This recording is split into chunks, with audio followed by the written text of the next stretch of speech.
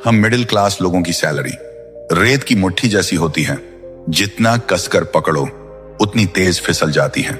Salary account में आते ही EMI याद आती है, किराया याद आता है, mobile bill, ration, petrol, Netflix, और फिर अचानक कोई शादी, कोई मेडिकल खर्च, कोई इमरजेंसी, और महीने के बीच में सिर्फ एक सवाल घूमता है, अगली सैलरी कब आएगी। हम मेहनत पूरी करते हैं, टाइम पूरा देते हैं, लेकिन पैसा कभी हमारे लिए काम नहीं करता। हम पैसा कमाते हैं और पैसा चुपचाप हमें छोड़कर चला जाता है। लेकिन क्या यही जिंदगी है, या इससे बाहर निकलने का कोई रास्ता भी है?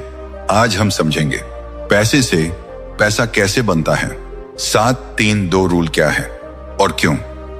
वॉरेन बफेट अपनी दौलत का राज सिर्फ एक चीज को मानते हैं, कंपाउंडिंग।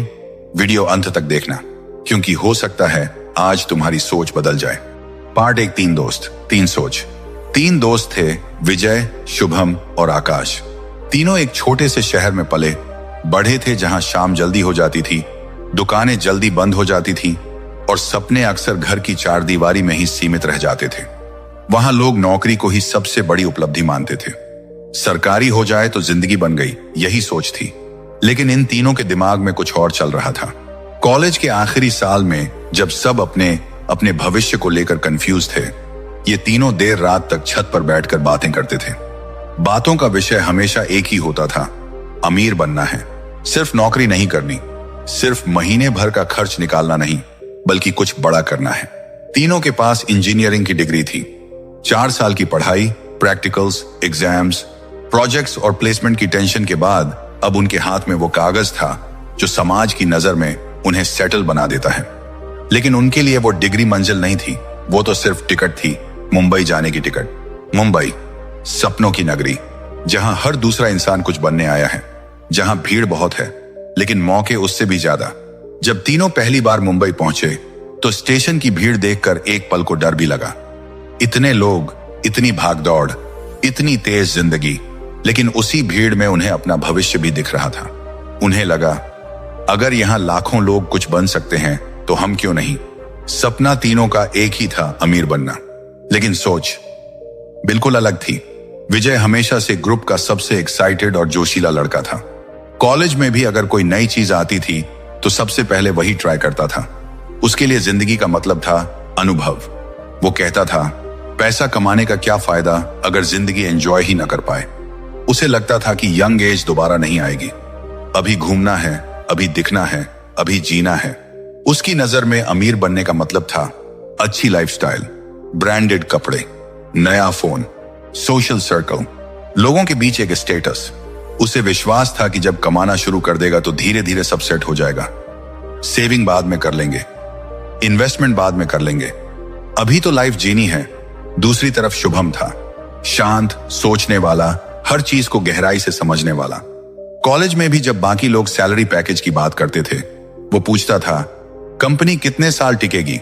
जब लोग बाइक खरीदने का प्लान बनाते थे, वो पूछता था, अगर वही पैसा कहीं लगाया जाए तो 10 साल बाद कितना होगा।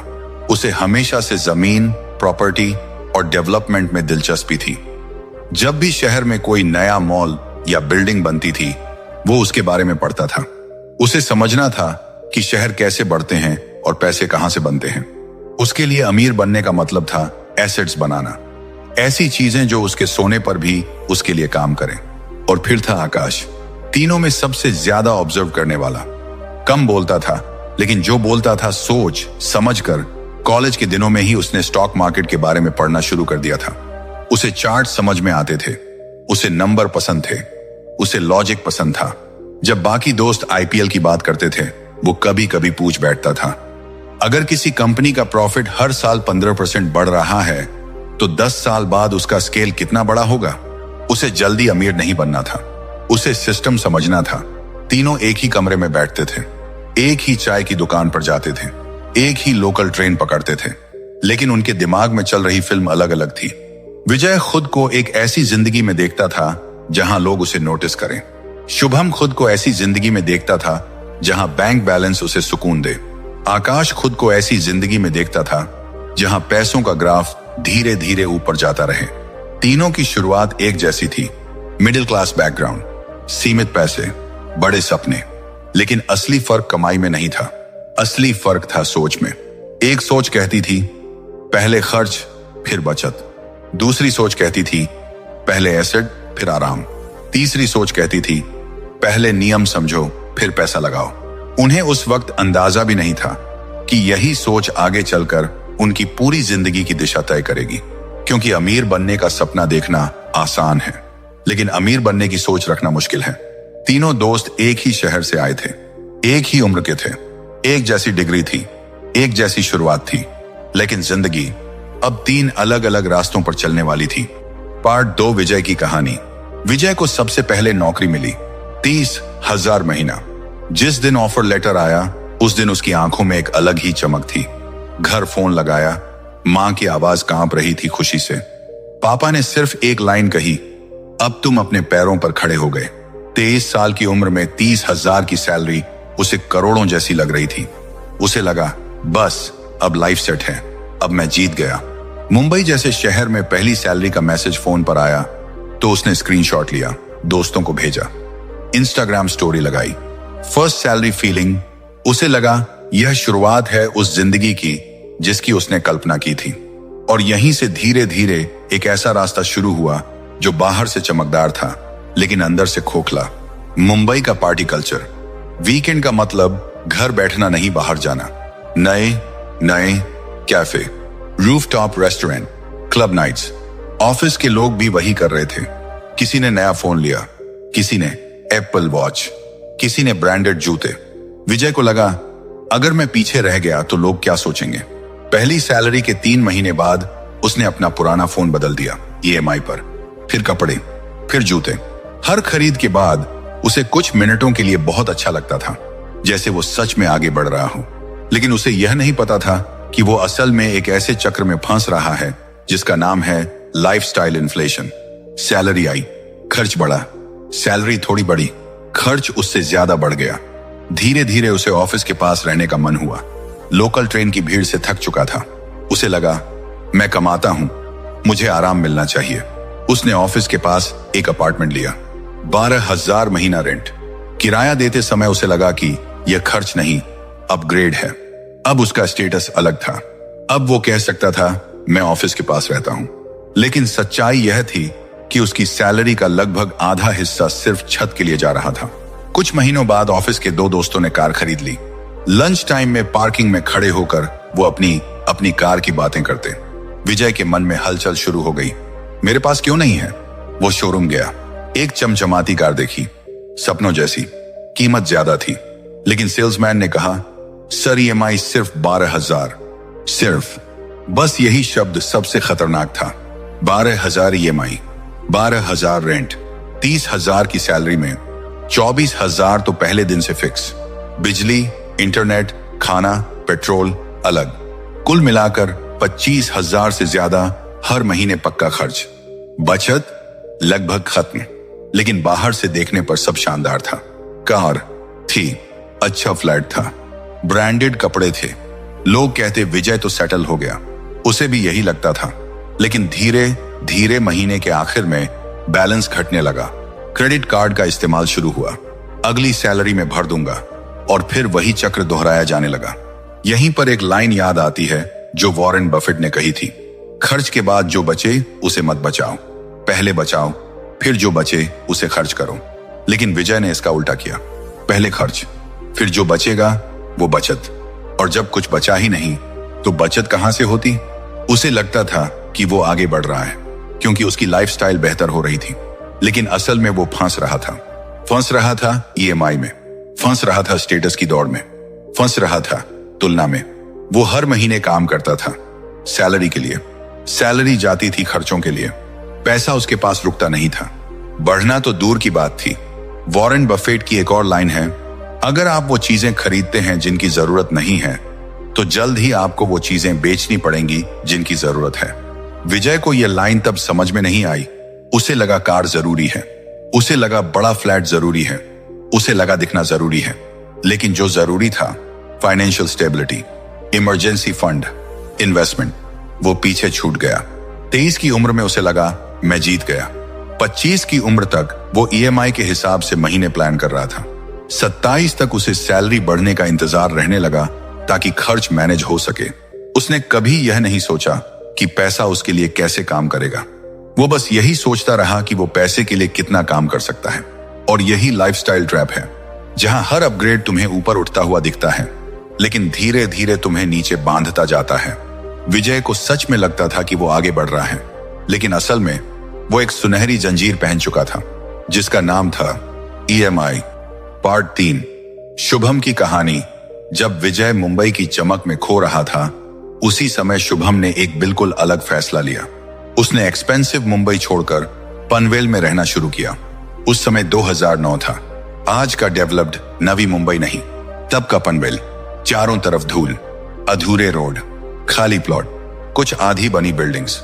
लोग मजाक उड़ाते थे, कहते थे यहां कौन रहेगा, मुंबई छोड़कर यहां आ गया। नूम, कैरियर बनाना है या गांव बसाना है। लेकिन शुभम भीड़ को नहीं देख रहा था, वो भविष्य देख रहा था। उसके पास ज्यादा पैसे नहीं थे। पहले कुछ महीनों तक तो नौकरी भी नहीं थी। खर्च चलाने के लिए पिताजी से पैसे मंगवाने पड़े। लेकिन एक चीज थी जो उसके पास थी, जानकारी। वो रोज निकलता था, साइट्स देखता था, डेवलपर्स से बात करता था, लोकल लोगों से पूछता था, मैप्स देखता था, सरकारी नोटिस पढ़ता था। उसे समझ आ रहा था कि पनवेल सिर्फ आज नहीं है। पनवेल 10-15 साल बाद क्या बनेगा, असली कहानी वहां है। मेट्रो की घोषणा हो चुकी थी, नए रोड प्रोजेक्ट्स की प्लानिंग थी, इंफ्रास्ट्रक्चर धीरे धीरे तैयार हो रहा था, कॉमर्शियल डेवलपमेंट आने वाला था। लोग वर्तमान देख रहे थे, शुभम भविष्य पढ़ रहा था।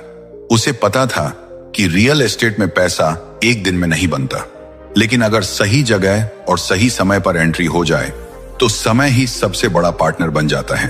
उसने एक छोटा सा निवेश किया, 10 लाख के आसपास। उसके लिए यह छोटा नहीं था, यह उसकी और उसके परिवार की सालों की बचत थी।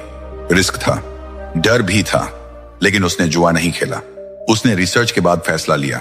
पहले कुछ साल कुछ खास नहीं हुआ, न कीमत में बड़ा उछाल, न कोई चमत्कार। लोग फिर बोले देखा कुछ नहीं हुआ।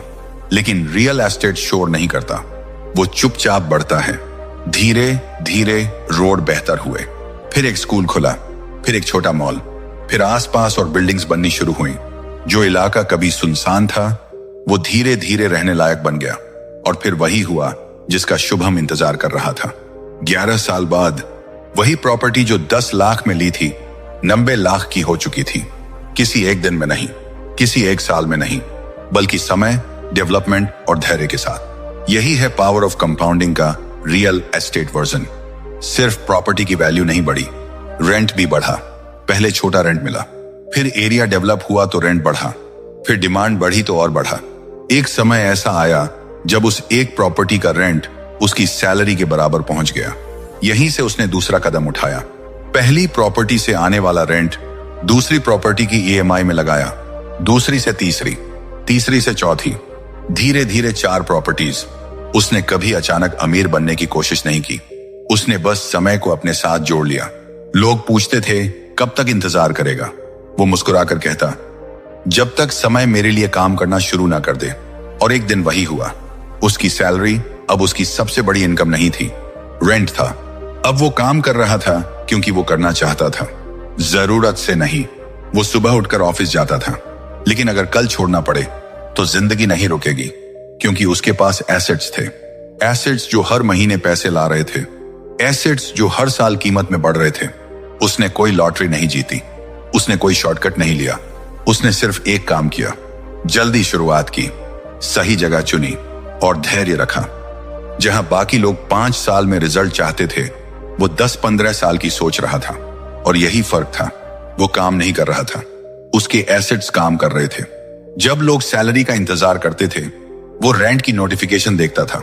जब लोग EMI से बंधे थे, वो एसेट्स से आजाद हो चुका था। रियल एस्टेट ने उसे सिर्फ पैसा नहीं दिया, उसे समय दिया, सुकून दिया, चॉइस दी। और यही असली अमीरी है। पार्ट 4, आकाश की कहानी। जहां विजय लाइफस्टाइल में उलझ गया था और शुभम जमीन में भविष्य ढूंढ रहा था, वहीं आकाश ने एक तीसरा रास्ता चुना। न ज्यादा शोर, न ज्यादा दिखावा। उसे पता था कि स्टॉक मार्केट जल्दी अमीर बनने की जगह नहीं है, लेकिन सही तरीके से खेलो तो यह धीरे धीरे जिंदगी बदल सकता है। आकाश ने सबसे पहले अपने पैसों को सिस्टम दिया। उसने 50, 30, 20 रूल अपनाया। 50% जरूरतों के लिए, 30% लाइफस्टाइल के लिए, 20% सीधा निवेश। उसने फैसला किया कि जो भी हो जाए यह 20% कभी मिस नहीं होगा। सैलरी कम हो या ज्यादा, महीने में कितना भी खर्च हो, निवेश पहले कटेगा। वह कहता था, अगर खुद को पहले पे नहीं करोगे तो जिंदगी भर दूसरों के लिए काम करते रहोगे। उसे याद थी वॉरेन बफेट की एक लाइन, खर्च के बाद जो बचे उसे मत बचाओ, पहले बचाओ फिर जो बचे उसे खर्च करो।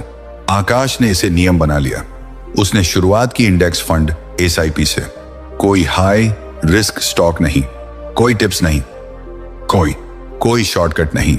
हर महीने ऑटो डेबिट, चाहे मार्केट ऊपर हो या नीचे।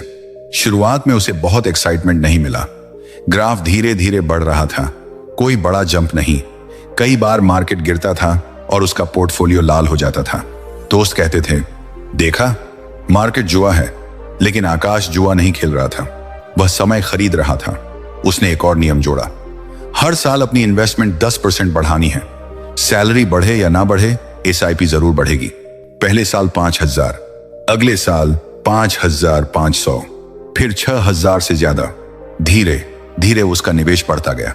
उसे वॉरेन बफेट की एक और बात याद रहती थी, स्टॉक मार्केट अधीर लोगों से पैसा लेकर धैर्यवान लोगों को देता है। आकाश अधीर नहीं था। उसने समझ लिया था कि मार्केट में अमीर वही बनता है जो टिकता है। लेकिन वह यही नहीं रुका। उसे समझ आ गया कि सिर्फ सैलरी से बड़ा कॉर्पस बनाना मुश्किल है। इसलिए उसने साइड इनकम बनानी शुरू की। शाम को फ्रीलांसिंग, वीकेंड पर छोटे IT प्रोजेक्ट्स, ऑनलाइन स्किल्स सीखना। उसने कोडिंग सुधारी, डेटा टूल्स सीखे, छोटे छोटे क्लाइंट्स लिए। शुरुआत में एक्स्ट्रा 5,000 मिलते थे, फिर 10,000, फिर कभी कभी 20,000 भी। उसने उस एक्स्ट्रा इनकम को खर्च नहीं किया, सीधा निवेश में डाल दिया। अब उसकी SIP सिर्फ सैलरी से नहीं चल रही थी, उसके स्किल्स भी उसके लिए पैसा बना रहे थे।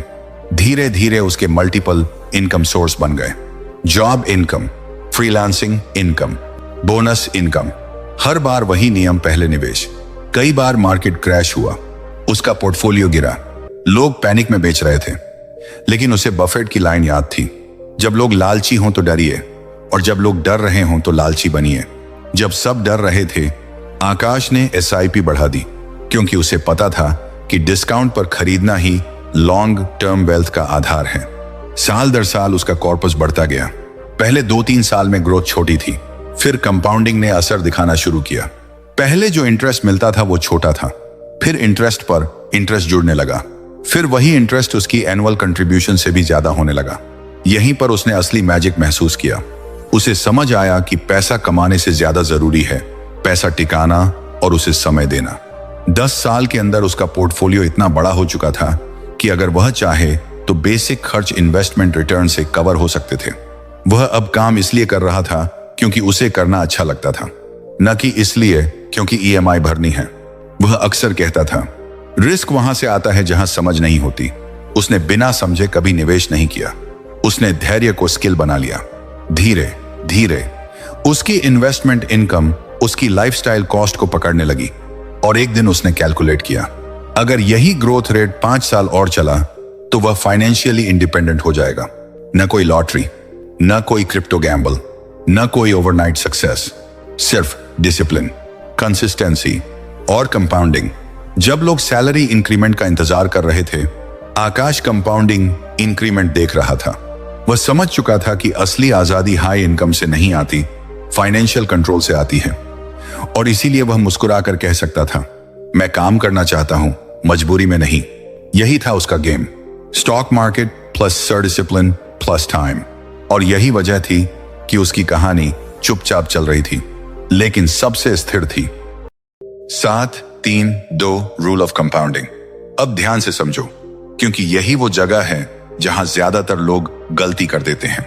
लोग सोचते हैं कि पैसा तभी बड़ा बनता है जब बहुत बड़ा अमाउंट लगाया जाए, लेकिन सच्चाई यह है कि पैसा अमाउंट से नहीं, रेट और टाइम से बढ़ता है। 7-3-2 रूल इसी खेल को आसान भाषा में समझाता है। अगर आपको औसतन 10% का रिटर्न मिलता है तो आपका पैसा लगभग 7 साल में 2 गुना हो जाता है। मान लो आपने 1 लाख निवेश किए, अगर 10% सालाना रिटर्न मिलता है तो लगभग 7 साल में वह 2 लाख के आसपास हो जाएगा। यह सुनने में बहुत रोमांचक नहीं लगता। 7 साल इंतजार और सिर्फ 2 गुना। यही वजह है कि ज्यादातर लोग बीच में ही रुक जाते हैं, क्योंकि पहले 7 साल कंपाउंडिंग का सबसे धीमा हिस्सा होता है। यही वो फेज है जहां लोग पेशेंस खो देते हैं।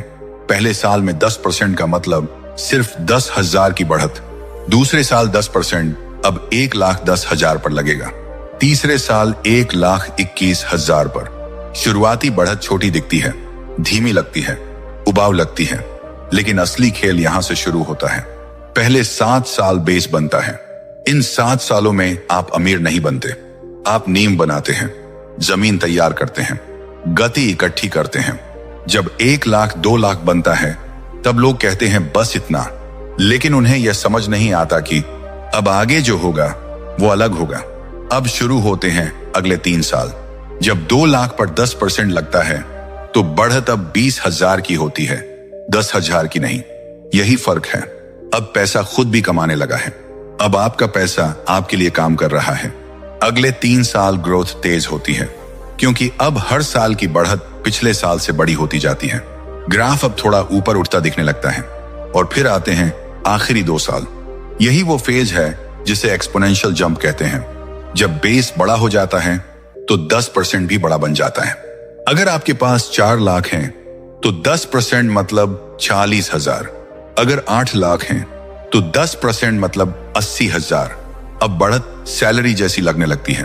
और यही है कंपाउंडिंग का जादू। पहले 7 साल में आप मेहनत करते हैं, अगले 3 साल में मेहनत का असर दिखने लगता है, आखिरी 2 साल में पैसा रॉकेट की तरह भागता है। इसीलिए इसे 7-3-2 रूल कहा जाता है। यह कोई जादुई फार्मूला नहीं है, यह समय का गणित है। शुरुआत में लाइन सीधी लगती है, धीरे धीरे कर्व बनता है, फिर वही कर्व तेजी से ऊपर उठता है। कंपाउंडिंग शुरू में बोरिंग लगती है, धीमी लगती है, लगता है कुछ हो ही नहीं रहा, लेकिन असल में अंदर ही अंदर गति बन रही होती है।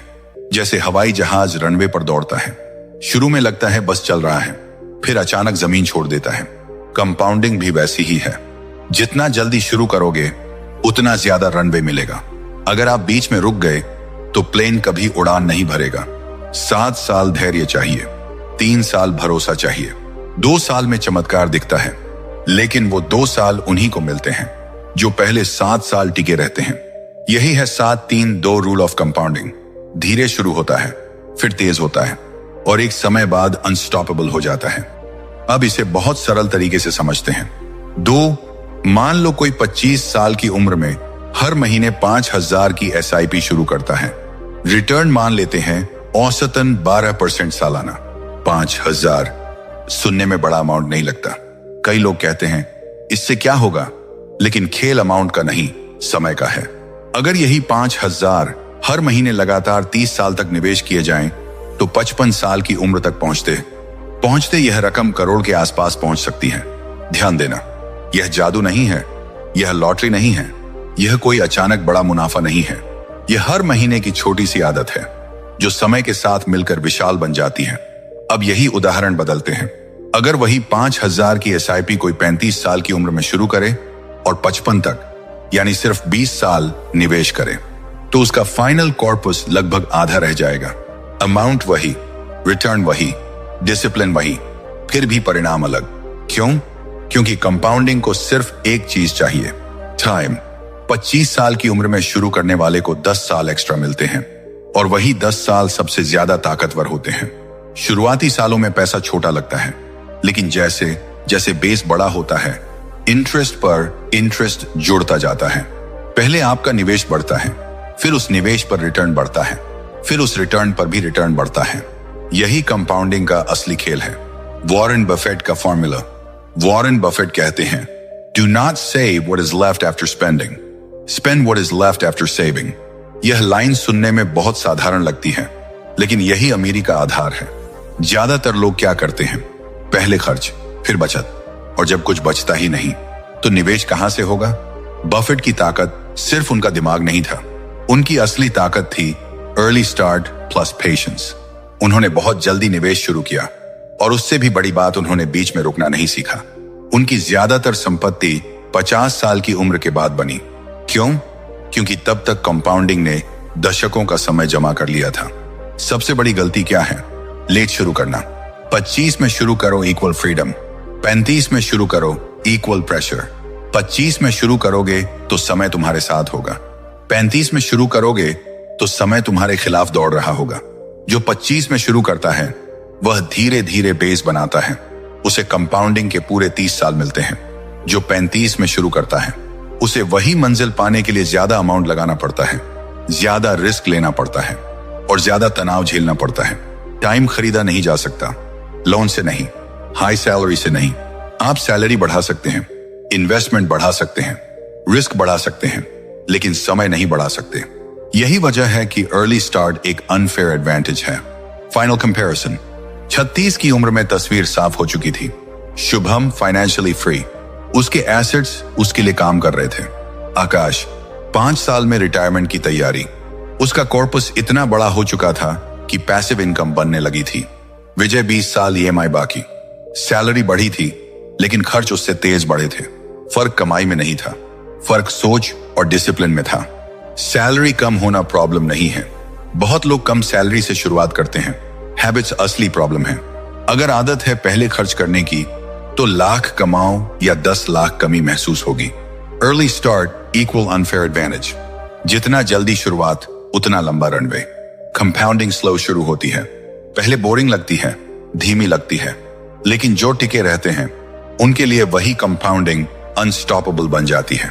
आखिर में अमीर वो नहीं बनता जो सबसे ज्यादा कमाता है, अमीर वो बनता है जो सबसे ज्यादा समय तक डिसिप्लिन रहता है। अगर आज की कहानी में कहीं ना कहीं तुम्हें अपना चेहरा दिखा, अगर तुम्हें लगा कि तुम भी विजय की तरह दौड़ रहे हो या तुम शुभम और आकाश की तरह सिस्टम बनाना चाहते हो, तो अब फैसला तुम्हारे हाथ में है। अगर आप चाहते हो कि मैं 5,000 से 50,000 तक की पूरी SIP strategy step by step break down करूं, एक ऐसा अर्ली रिटायरमेंट रोड मैप बनाऊं जिसे मिडिल क्लास रियलिस्टिकली फॉलो कर सके, और एक प्रैक्टिकल इन्वेस्टिंग गाइड दूं जो थियरी नहीं ग्राउंड रियलिटी पर बेस्ड हो, तो कमेंट करो फाइनेंशियल फ्रीडम। मैं समझ जाऊंगा कि आप रेडी हो अगला लेवल अनलॉक करने के लिए। वीडियो पसंद आई हो तो लाइक जरूर करो। आपका एक लाइक सिर्फ एक क्लिक नहीं है, वो सिग्नल है कि ऐसा कंटेंट और बनना चाहिए। और अगर तुम सच में चाहते हो कि तुम सैलरी के पीछे भागना बंद करो और पैसा तुम्हारे लिए काम करना शुरू करे, तो चैनल सब्सक्राइब करो लेजेंड ऑफ फाइनेंस, क्योंकि यहां हम शॉर्टकट्स नहीं बेचते, यहां हम ओवरनाइट सक्सेस की कहानी नहीं सुनाते, यहां हम हाइप नहीं सिस्टम सिखाते हैं। मिलते हैं अगली वीडियो में, तब तक कमाओ नहीं समझदारी से बढ़ाओ।